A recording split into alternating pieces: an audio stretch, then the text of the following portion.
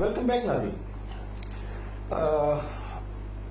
People party friendly opposition یا people party اقتدار میں تھی اس وقت نون لیگ کو کہا جاتا تھا کہ جی وہ فرینڈلی اپوزیشن کر رہی ہے. ڈرامے کے طور پر کیمپ آفس میں اور مینار پاکستان وہ ہاتھ والا پنکھا لے کے دو شہباز شریف بیٹھے ہوتے تھے اور سارے احتجاج لیکن کٹھے سڑکوں پہ گھسیٹیں گے زرداری صاحب کو اور الٹا لٹکائیں گے. یہ والی اسٹیٹمنٹس بھی آتی گئیں لیکن 5 سال پورے کیے. پھر ان کی گورنمنٹ آ گئی ہے تو پیپل پارٹی بھی وہی کر رہی ہے اور رو دھو بھی رہی ہے کہ جی رینجرز میں ہمارے بندے پکڑے رہی ہے, کراچی میں دھاندلی ہوئی اور سارا کچھ ہو رہا ہے. ابھی آپ بتا رہے ہیں کہ جی 43 کیسز ہیں اور یہ بیسیکلی سیاسی کیسز ہیں سارے کے سارے.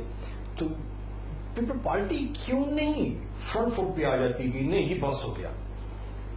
دیکھیں جی, آپ کا سوال جو ہے اس کی بڑی اہمیت ہے. ہمیں وہ فرینڈلی اپوزیشن کہیں یا اور الزام دیں, یہ پبلک بھی جانتی ہے اور ہم باضمیر لوگ ہیں, ہم بھی جانتے ہیں.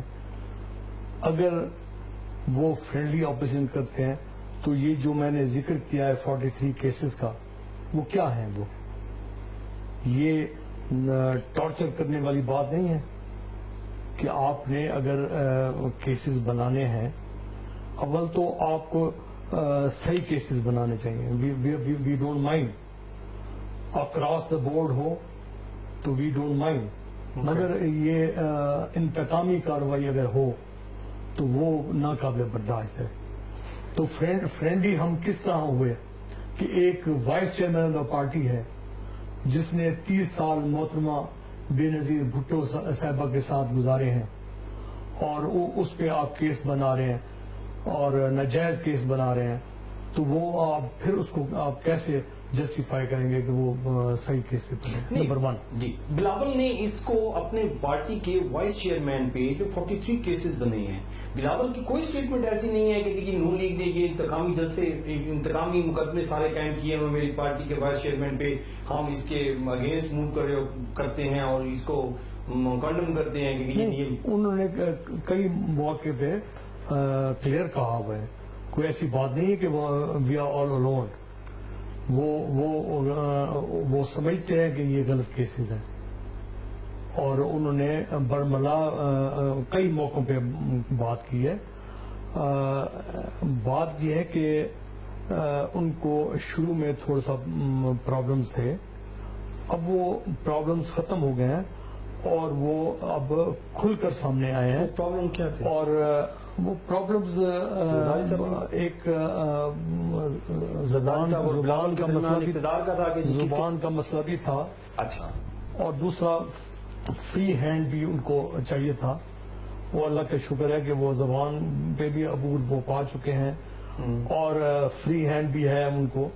مشاورت اپنی جگہ پہ, والد ہیں, سینئر پولیٹیشنز ہیں, ایکس پریزیڈنٹ آف پاکستان ہیں اور ان کا وسیع تجربہ ہے. مشاورت کرنا کوئی جرم نہیں ہے, مگر ایٹ دا سیم ٹائم انہوں نے اب کافی گین کیا ہے اور یہ میڈیا بھی جانتا ہے اور پبلک بھی جانتی ہے. اور پیپلز پارٹی تو پہلے بھی پر امید تھی کہ جب بلاول نکلیں گے تو انشاءاللہ پیپلز پارٹی ترقی کرے گی. جہاں تک سندھ کا تعلق ہے وہاں انہوں نے اپنا لوہا منوایا ہے. اب انشاءاللہ جب وہ he will be stationed at Lahore تو انشاءاللہ یہاں بھی things will be much better and things will move in front and everything will be fine. اچھا جب ہم دیکھتے ہیں کہ جی زرداری صاحب کی موومنٹ یا جو میڈیا میں جو نیوز پیپر میں جو خبریں چلتی ہیں, ڈاکٹر عاصم کا کیس ہو, ایان علی کا کیس ہو, ان دونوں پہ جتنی پیپل پارٹی فرنٹ فٹ پہ گئی ہے اتنی گیلانی صاحب کے کیسز کے اگینسٹ فرنٹ فٹ پہ نہیں گئی. جو ہمیں خبریں سننے کو ملتی ہیں, جو ہم دیکھتے ہیں, جو سنتے ہیں, جو پڑھتے ہیں, اس میں ڈاکٹر عاصم کو مطلب ایکسٹریم لیول تک چلے گئے ہیں کہ جی کسی طریقے سے ڈاکٹر عاصم کو رہائی. That is your point of view.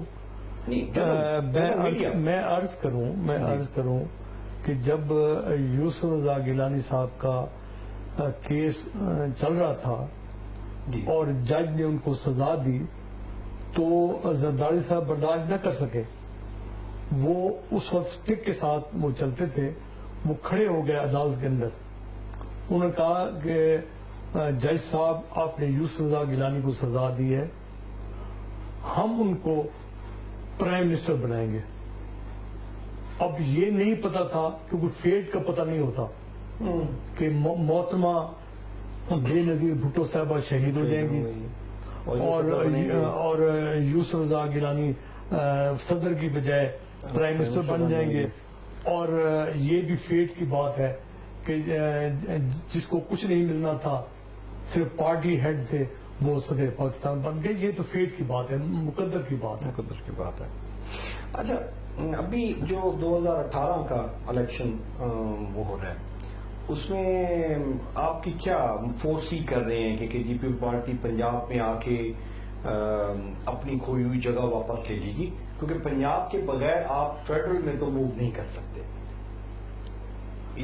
دیکھیں پالیٹکس جو ہے نا وہ پاسٹ, پریزنٹ اور فیوچر.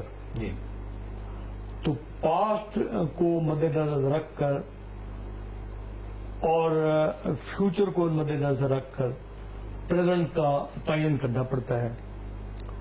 اور جہاں تک آپ نے سوال کیا کہ پیپلز پارٹی کس طرح موو کرے گی, تو پاسٹ میں محترمہ بے نظیر بھٹو صاحبہ سی کے ممبر بھی چھوڑ گئے تھے ان کو, اور صرف 17 MNAs تھے جس کے ساتھ وہ اپوزیشن چلا رہی تھی. تو پھر حالات نے پلٹا کھایا اور پھر آپ نے دیکھا کہ وہ 2 دفعہ پرائم منسٹر بنی. لیکن وہ ویسے دو پارٹیز تھی نا اس وقت, مسلم لیگ نون تھی یا پھر پارٹی تھی, وہ آتے تھے یا وہ آتے تھے. ابھی جو پیپل پارٹی کا جو ووٹر تھا وہ فکس تھا, نون لیگ کا ووٹر بھی فکس تھا. ابھی تیسری جماعت جب پاکستان تحریک انصاف آئی ہے, اس نے اپنی جگہ بنائی ہے. میں پاسٹ کی آپ کو بات کر رہا ہوں جی, کہ جب 2 پارٹیز تھیں, جب مشرف صاحب نے ٹیک اوور کیا تو لوگوں نے ان کو مسیحا سمجھا اور وہ اس طرف ڈول گئے. مگر آپ نے دیکھا کہ رزلٹ تو پازیٹیو نہیں گئے, چاہے انہوں نے 2 ٹینیور مکمل کیے, مگر وہ تھنگز وینٹ جسٹ اپوزٹ. تو وہ یہ پالیٹکس میں یہ ہوتا ہے ڈے ٹو ڈے افیئرس. اب تیسری پارٹی آ گئی ہے, لوگ ان کو مسیحا ضرور سمجھ رہے ہوں گے, میں اس پہ ڈینائی نہیں کرتا, مگر ایٹ دا سیم ٹائم آپ دیکھیں کہ انہوں نے کتنے یو ٹرنز لیے ہیں. دیکھیں پارٹی میں کنسسٹنسی ہونا بہت ضروری ہے, اور جو پارٹیز ویورنگ ہوتی ہے, اور لوگ بھی اب بہت ہوشیار ہو گئے ہیں.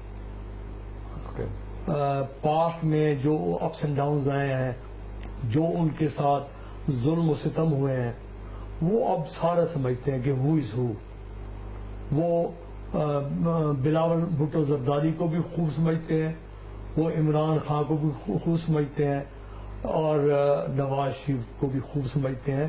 اب ان کے لیے کوئی چیز مہم نہیں ہے.